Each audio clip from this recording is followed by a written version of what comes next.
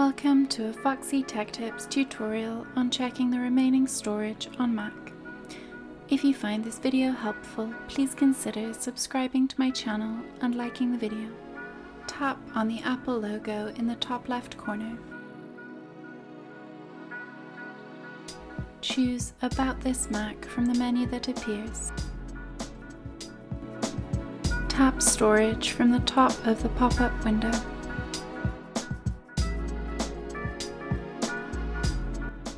You now have to wait for the Mac to calculate how much storage is left. It should only take a few seconds.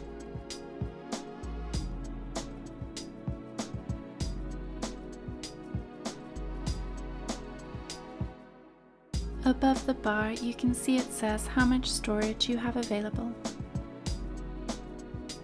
You can hover over the bar to see what the storage is being used for. And that draws an end to this tutorial. Please like the video if you found it helpful and subscribe to Foxy Tech Tips for more Mac tips and tricks.